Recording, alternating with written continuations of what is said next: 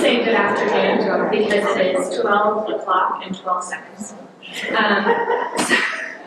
I am so delighted to be here today to share this tutorial and to be able to introduce Mary Hunter. So Mary earned her undergraduate degree in biology from the University of Chicago in 2008 and her master's degree in behavior analysis from the University of North Texas in 2013.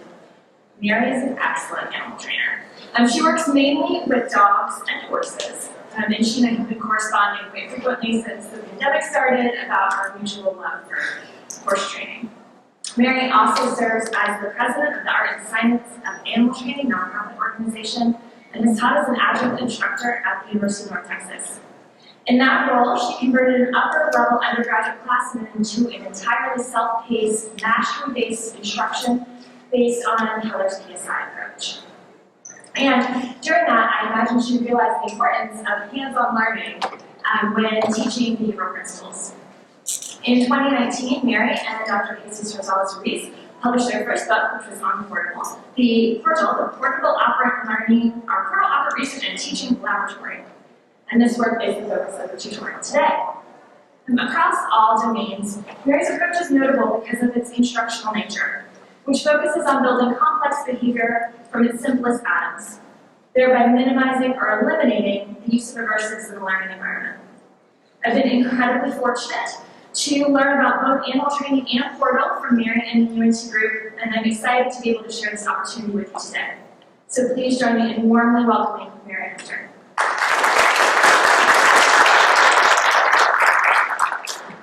Thank you, Claire. Hi, everybody. Welcome to the PORTL Laboratory. I'm really excited to get to share PORTL with you today. So to start, what is PORTL?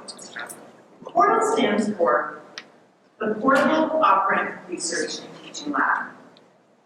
And it is a simple game and behavior analytic tool that is played by at least 2 people. PORTL started originally as a shaping game called Genova, which was developed by English dog trainer Kay Lawrence. And about 20 years ago, in the early 2000s, Kay taught Genova to Dr. Jesus Rosales-Ruiz and his graduate students. The students started playing Genova all the time with each other, and they started making some modifications to the game and developing a curriculum of exercises that could be used to teach behavior analytic principles. We like to say that PORTL gives us a portable Skinner box for humans. As you know, the operant chamber has traditionally been used as an animal model of human learning. What PORTL gives us is the opposite. It gives us a human model of animal learning. And what you'll see as we go through the tutorial today is that PORTL gives you access to a lab without needing a lab. And you can use it to learn more about behavior principles and to explore more about how behavior works. I'd like to do 3 things in this tutorial today. And if you would like a copy of these slides so that you can follow along, you can take a snapshot of this QR code. Give you a minute. I see everybody pulling out their phones. So what we're going to do, we're going to talk about how to play PORTL. Then I'd like to spend some time discussing some of the connections between PORTL and the operant chamber. And finally, we'll spend the end of the talk looking at some examples of PORTL in action.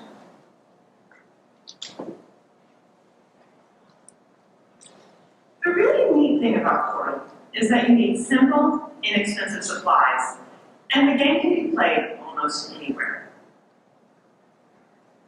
To reinforce behaviors in PORTL, we use a clicker as a condition reinforcer, and we use small blocks or tokens to symbolize reinforcers.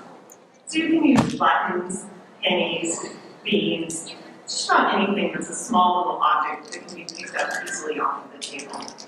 We often like to use the small plastic centimeter cubes, which are often used for children's math activities, which is what you see in the photo here. As well, you're going to need a collection of small objects that the learner will manipulate and interact with. And you see lots of ideas up here. There's a car, a little toy zebra, buttons, blocks, clothespin, paper clips. Small little children's toys and trinkets work well, as well as just general household items. Once you've put together your Portal kit, it's time to set up a game of Portal. What you're going to have is the teacher on one side of the table, and the learner will sit on the other side of the table.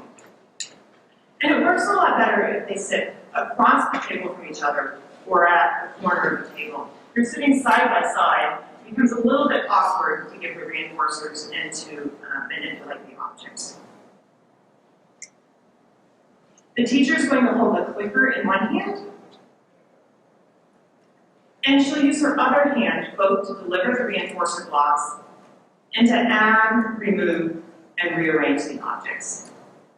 The objects will be placed on the table between the teacher and the learner, and the learner's on the other side of the table, and the learner will place a small bowl just to her side.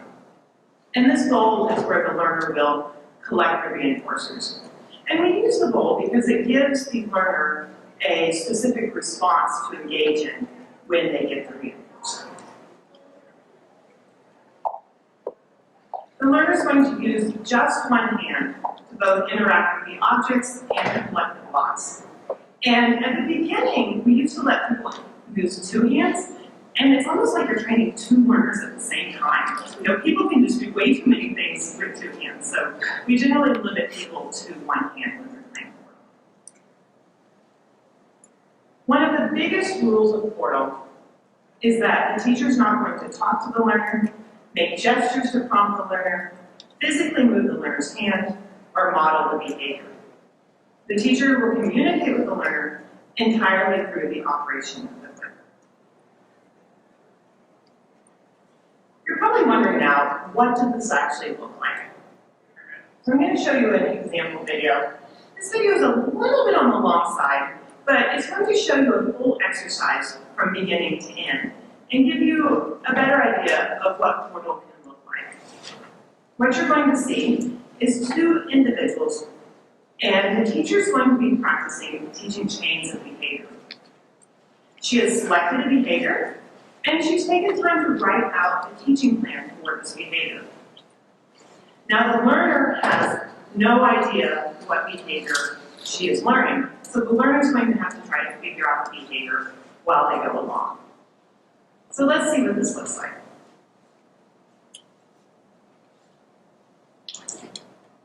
The teacher is practicing building behavior chains. She's also practicing adjusting her plan based on the learner's behavior. Here's the goal. The learner will turn 3 objects upside down, then put the objects in the slinky. So you're seeing here what it's going to look like. Let's watch as the teacher teaches this behavior. The teacher decides to first teach the learner to flip the objects. However, she gives the learner one of the blocks. There are many things the learner can do with the block. The learner may touch it, pick it up, push it, or flip it.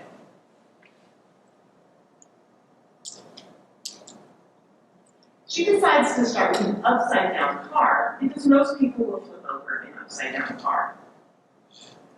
So as you can see, the learner spins the car, and then she flips it over. So now the teacher has that flipping action happening.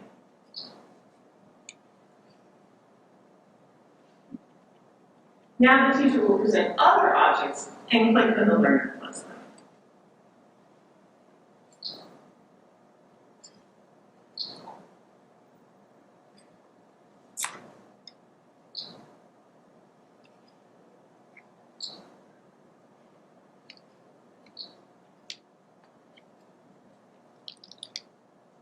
Notice that the teacher saved the dice for last. She did this because flipping upside down is an unlikely action with the dice.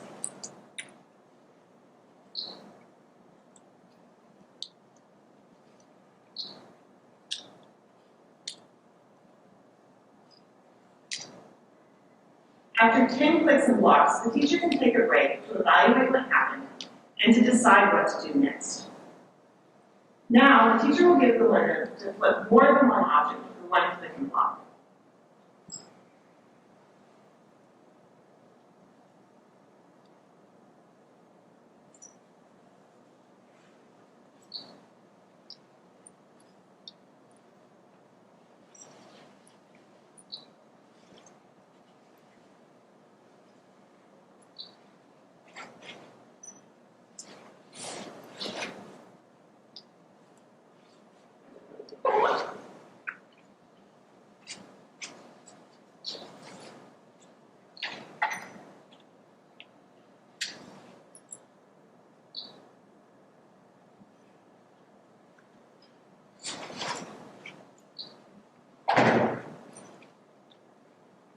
Next, the teacher wants to teach the second half of the chain, putting the objects in the slinky. She gives the learner the slinky in the right block. What do you think the learner is going to do?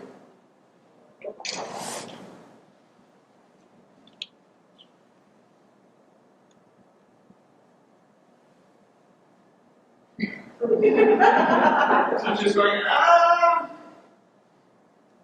Okay, so this doesn't seem to be working. The learner has been reinforced through flipping 4 different objects, as you've seen. So it makes sense that she flips the slinky. The teacher could keep waiting and hope the learner figures out the new action. Or she could change her plan. She takes a short break and makes a new plan. And now we'll see what happens.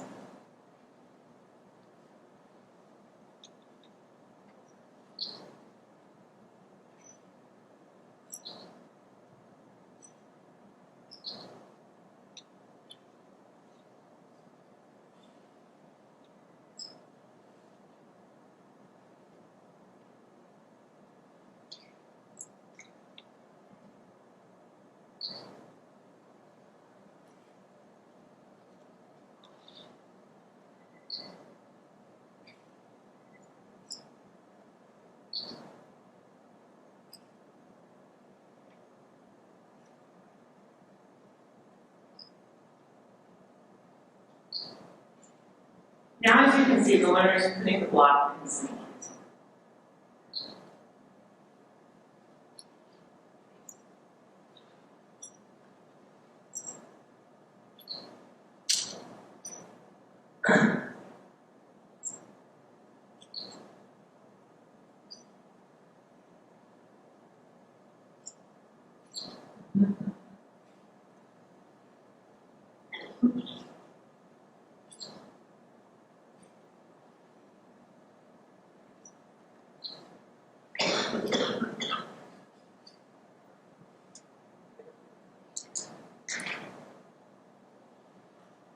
Next, the teacher will add a second object for the learner to flip over and place in the slinky.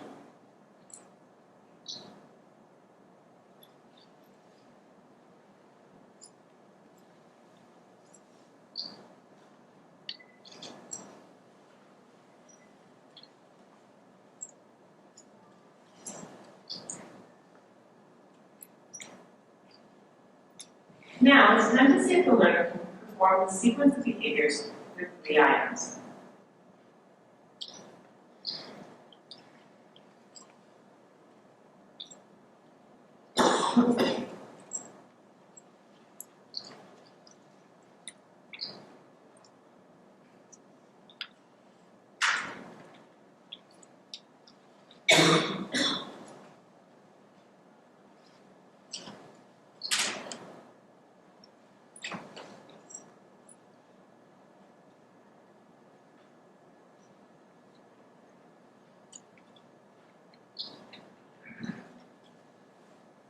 A silly behavior? I think so. However, the teacher is learning valuable skills related to designing and implementing teaching plans. She is also getting first-hand experience with many basic concepts, including reinforcement, shaping, extinction, generalization, and chaining. I wanted to point out a couple of things about that video. One thing we try to do when we are teaching behaviors in PORTL is to set up a learner for success. So the teacher in this example had taken time beforehand to write out a thoughtful shaping plan. But not only that, while she was implementing her plan, when the learner got stuck, she didn't just stay on that step and hope that the learner would figure it out. Instead, she took time to stop, take a break, analyze what she was doing, analyze how the learner was responding, and then adjust her plan. However, we like to do the same thing for people who are playing the role of the teacher in PORTL. So if you and I were playing PORTL, perhaps at the bar this evening, and you had never played PORTL before, I would not start out by giving a behavior like this, because you may not know how to teach it, you may get frustrated, and your learner may get frustrated. So what we do instead is we take people through a guided curriculum of exercises that teaches them how PORTL works and teaches them teaching skills. So by the time they get to behaviors such as this, they have the skills to write out a plan, to implement the plan, and as you saw in the video, to know when to stop and make adjustments to their plan. I'd like to switch gears a little bit now and talk about some of the connections between PORTL and the operant chamber.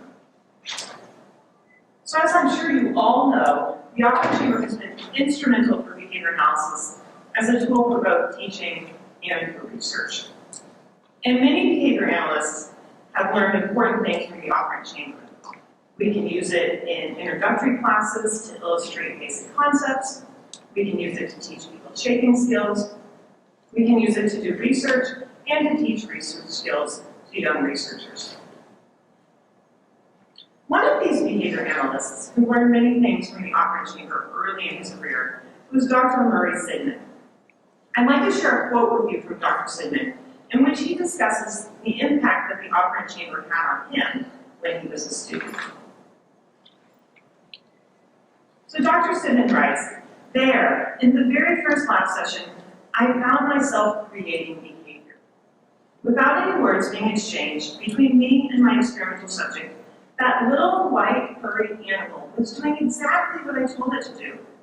Things it had never done before, things that gave it no evolutionary advantage, and, even more incredibly, exactly what the lab manual said the animal was going to do when I set up the specified contingencies." And one reason why I love this quote is because you can hear the excitement in Dr. Sidman's writing. He's a student, he's doing these lab exercises, and he's watching the behavior of this rat change.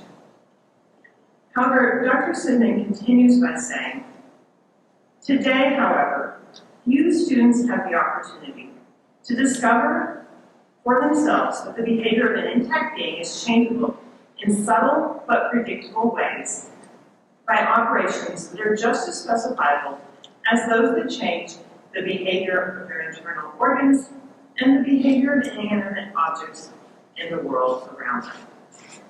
So as I'm sure you know, many universities no longer have the rat or pigeon labs. And as well, many students who are in online programs certainly don't have access to labs.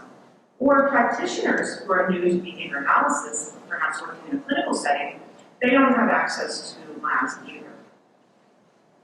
But as we saw from that quote, Dr. Sidman learned a lot from his laboratory experiences with this rat. And what we have found by working with our students and by doing workshops and staff training is that we can use PORTL to teach people very similar things that you can learn from the operant chamber. So what are some of the things that you can learn from playing PORTL? One of the big ones is that you can learn to teach without using verbal instructions, prompts, or models. And even if you do work with typically developing adults, and these are tools that you can use, it can be a really good exercise, and it can improve your teaching skills to practice teaching without using these things. By playing PORTL, you can also model different behavioral phenomena and learn more about how these phenomena work. You can also use PORTL to learn how to design shaping plans and to practice designing better teaching plans. We also get a lot of practice with reinforcer delivery and timing, and we see that our students' reinforcer delivery and timing really improves by playing Portal. As you saw in the previous video, you also get practice analyzing your learners' behavior in real time, knowing when to stop, and get practice adjusting your plan and learning better how to set up your learner for success.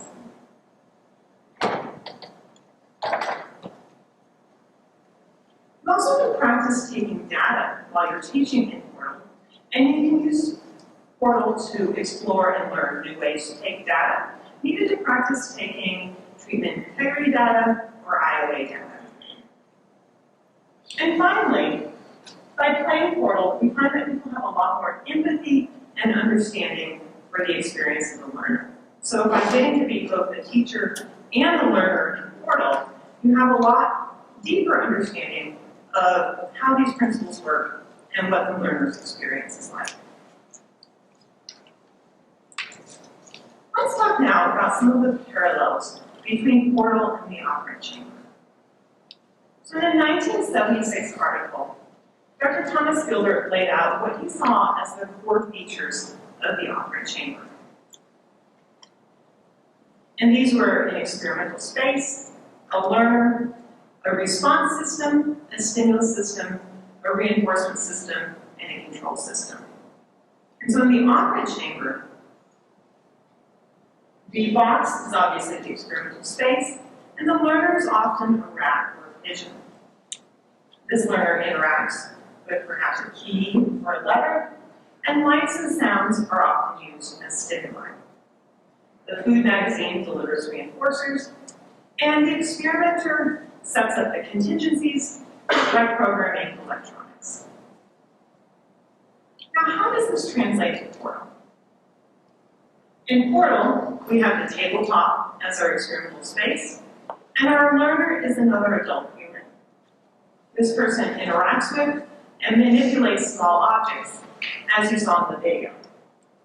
We often use playing cards as discriminate stimuli, and we use the clicker and the blocks as the reinforcement system. And the Portal teacher gets to make a teaching plan, design the exercise, and implement and control the response system, the stimulus system, and the reinforcement system. One really important part of the operant chamber is the reinforcement system.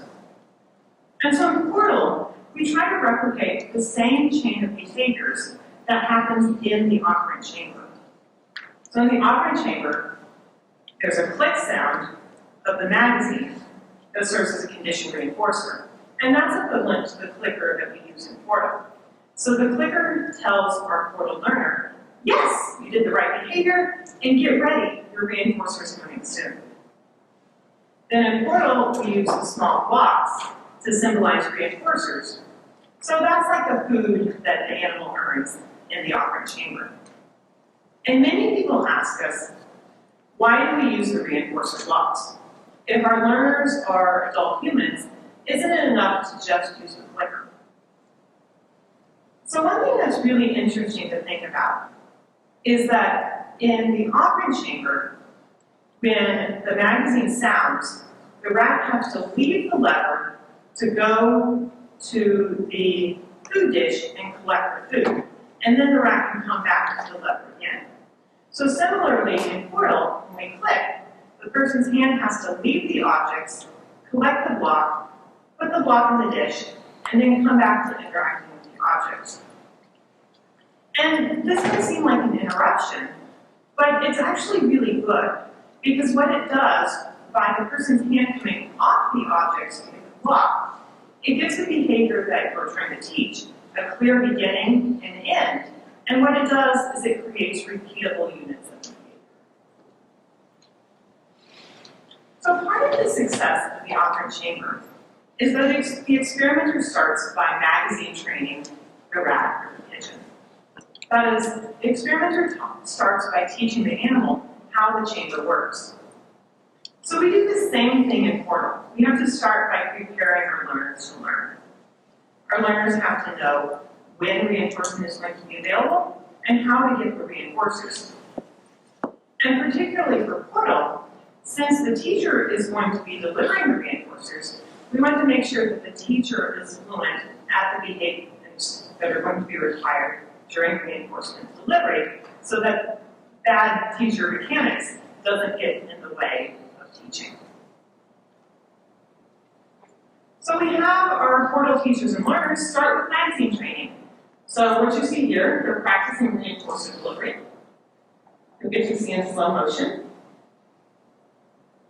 The teacher starts in a base position, a ready position, clicks the clicker, then picks up a block, places the block in the learner's hand, and then returns to the base position.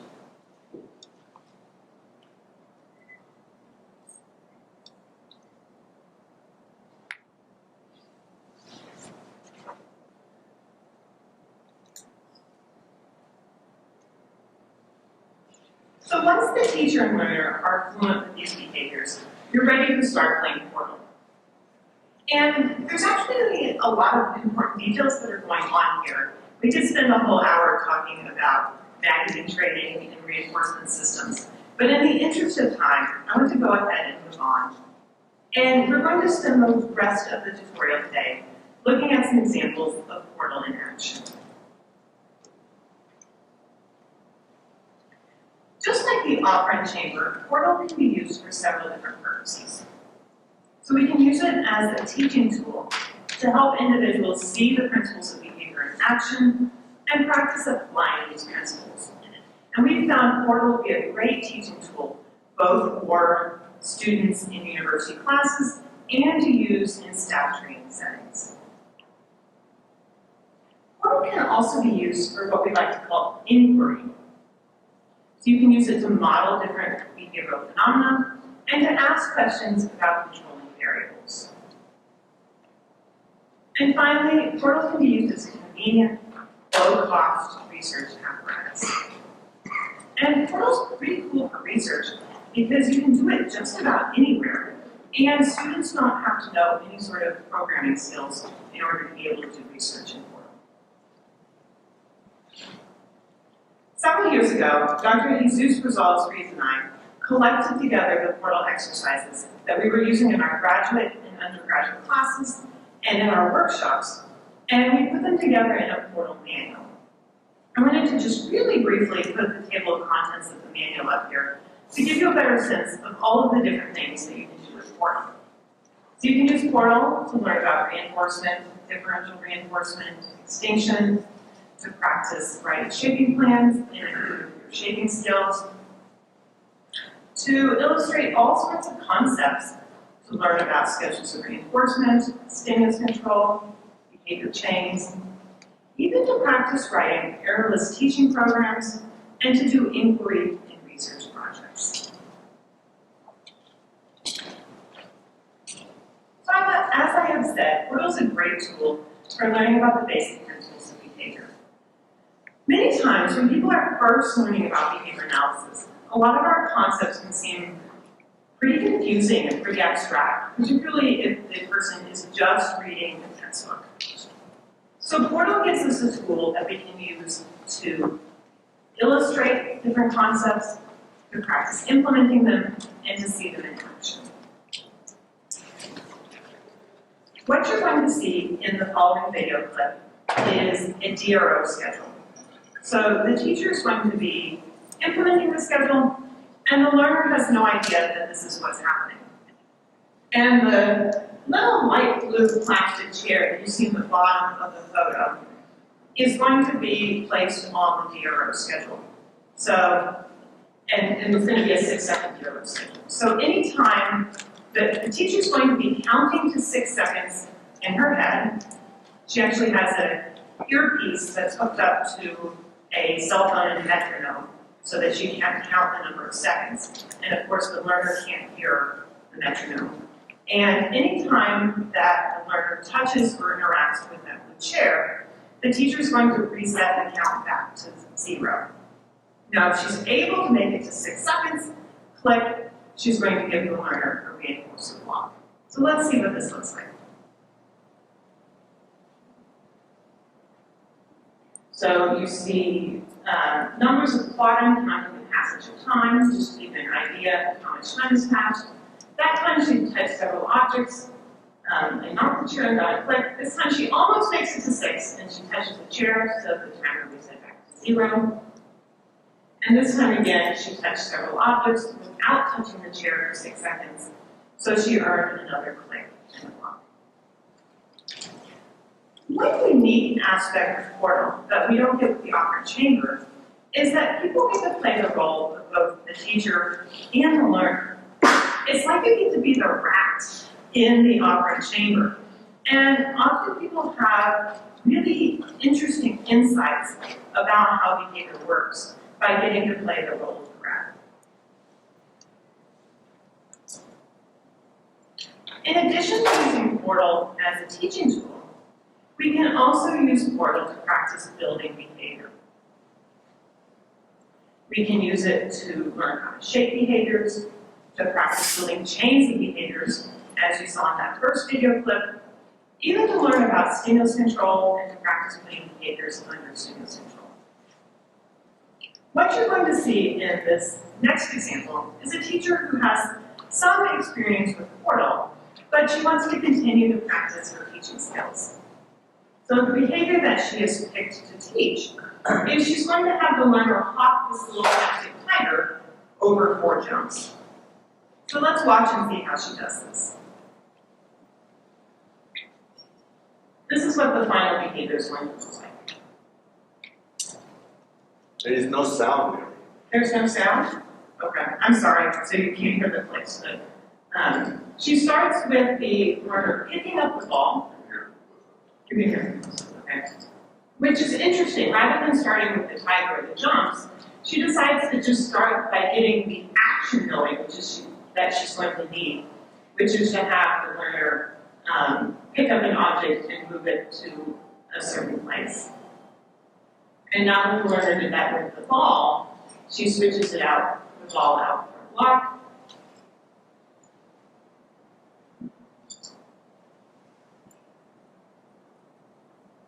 And now she switches out the block for the tiger. And now she's got the basic action she needs, picking up the tiger and putting it in a new location. So she can use that little target to direct the tiger and get the tiger to go over the first jump.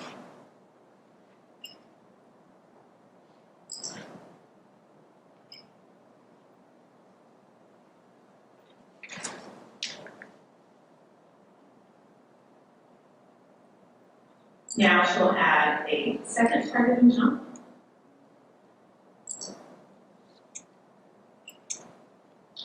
And those little targets were pretty good for getting the behavior going, but she doesn't want the learner to become dependent on them as prompts, so she goes ahead and removes them. Now that the tiger is successfully going over 2 jumps, she can add a 3rd jump, and then she adds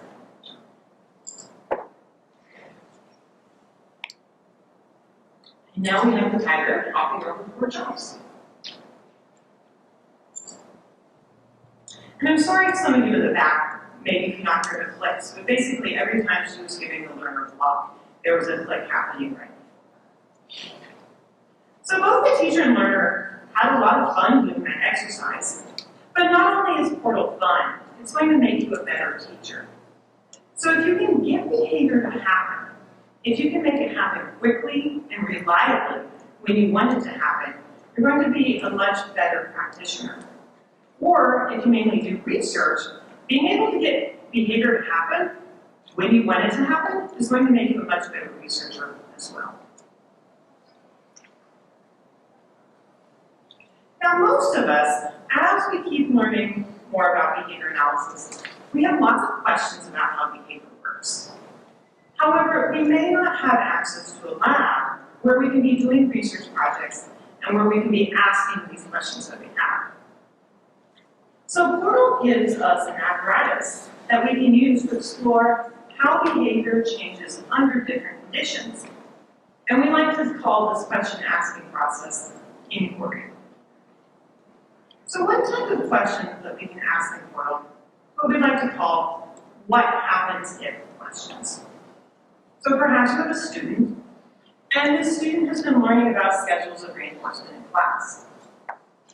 And the student has used Portal to practice several different schedules of reinforcement. And the student has gotten really fascinated with DRO schedules. The student could use Portal to do their own inquiry project.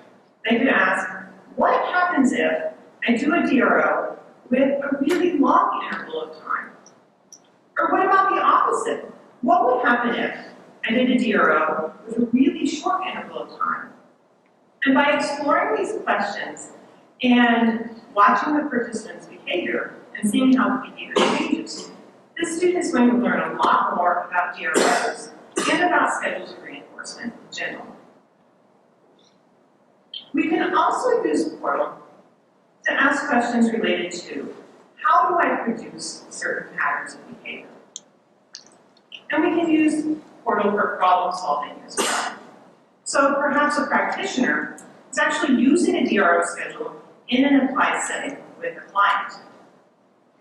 But this practitioner is trying to thin out the schedule of reinforcement and move to longer intervals of time on the DRO schedule. And the practitioner is having a little bit of trouble doing that. The problem behavior has popped back up. Rather than continuing to work with the client, the practitioner could take a step back, get out the Portal kit, go find a friend or colleague to be her learner, and she could model what's happening with her client using Portal. And then after she's able to model it using Portal, she could use Portal to explore potential solutions. We find many people are really interested in this idea of using Portal for inquiry projects. But often people aren't quite sure how to get started.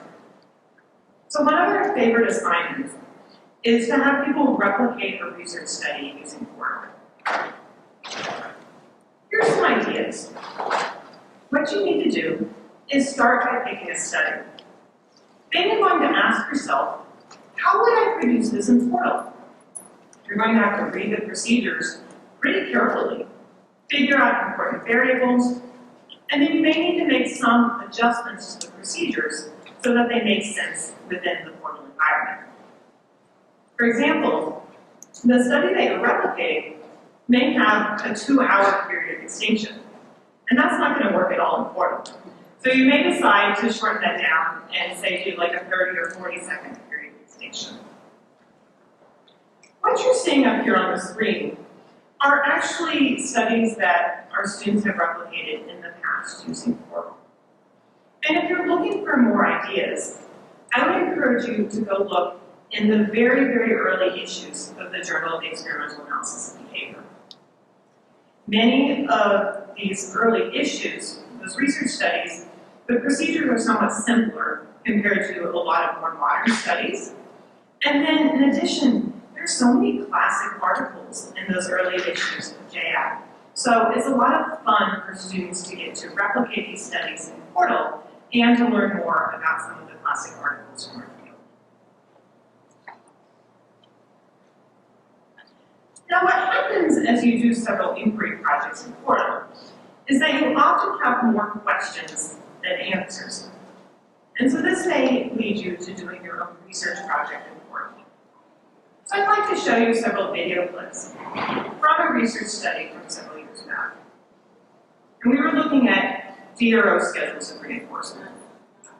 And in particular, what we wanted to do was put one object on a DRO schedule, and then we wanted to manipulate the number of other objects present. You could think of the other objects perhaps as alternative behaviors the participant had to engage in. And we wanted to see how the patterns of behavior would change, and specifically how the number of interactions to that object that was placed on the DRO might increase or decrease.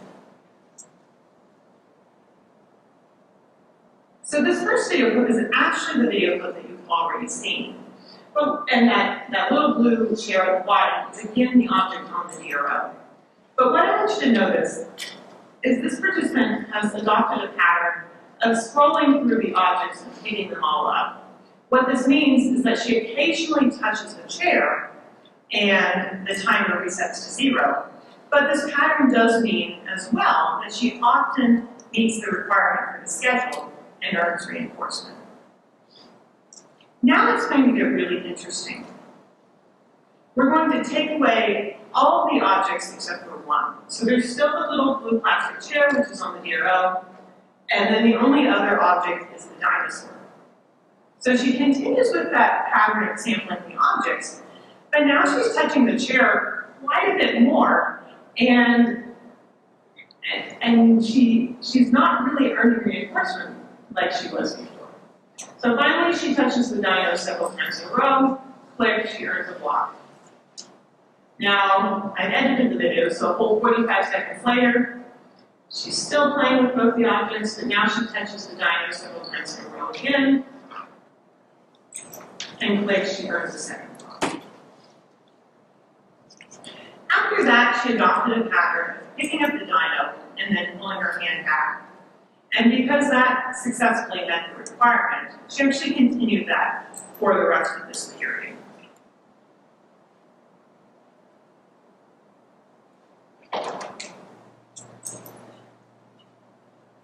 So you may be wondering, what would it look like if we graph the data from this participant? So let me show you that.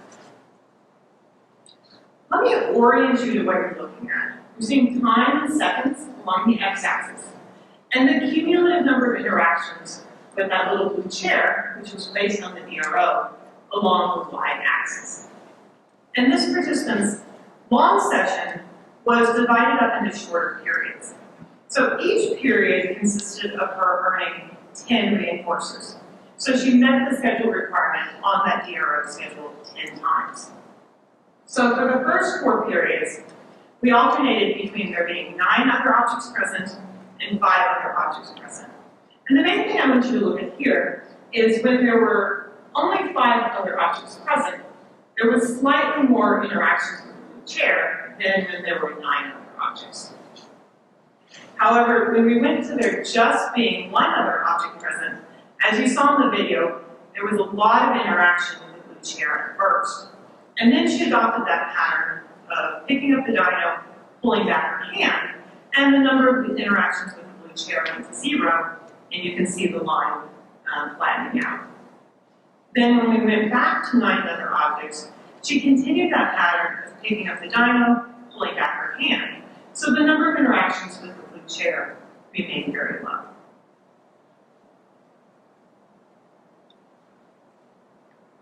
We can use PORTL to explore all sorts of different types of research questions. So we can use it to replicate and extend existing research, and to study a diverse range of topics, including DRO schedules, effects of individual reinforcers during shaping, response variability, and resurgence. And these are just examples of a few different projects that have been done using PORTL. And if you would like to see another example of PORTL research, I'd like to mention that Joseph Harris has a poster in the EAP poster session happening at 1 p.m. today. And that's sharing a research project that he's working on right now using PORTL. I'd like to wrap up today by sharing several quotes with you from individuals who have played PORTL. This first individual says, "One of the biggest takeaways as a learner that I got from PORTL was how important immediate reinforcer delivery is. A few students I got to work with hesitated when delivering the condition reinforcer, which left me feeling quite unconfident with what the correct response expected out of me was." One reason why I like this quote is because this individual, by playing the role of the learner, got to see the importance of small detail and good timing when you're implementing procedures. The second individual said, "I finally understand resurgence from seeing it happen." And we often see this happen in PORTL. We see students or staff who feel like they kind of understand certain concepts, And then by getting to play with these concepts in Portal, they have a much deeper understanding of how they actually work. This last individual said, Portal has made me see how important it is in realistic situations, such as my workplace when working with individuals with developmental disabilities, to ensure that shaping steps are precise and small enough for a learner to gradually learn the skill you are teaching. So Portal, as you've seen in the video clip today, Portal allows us to teach behaviors often quite quickly, and by playing the role of both the teacher and learner, and experimenting with what happens if I try this set of shaping steps, or what happens if I try this set of shaping steps, or make these adjustments. People learn a lot more about good teaching skills, and that helps them when they go back and work with their clients or their learners who they work with in the real world. So thank you so much for your time today. And I also really want to thank SQAB for inviting me to give this tutorial. Now, when I'm not out at the barn riding my horse, I really, really do enjoy chatting about Portal. So if you have questions, or if you're playing Portal and you have interesting experiences or success stories that you would like to share with me, I would love to hear from you. You can write to me at this email address. I also have our Behavior Explorer website up here, which has quite a few video clips and other free resources related to Portal. Once again, this is the same QR code that I shared at the beginning. It has access to a PDF copy of the slides and additional resources. So once again, thank you.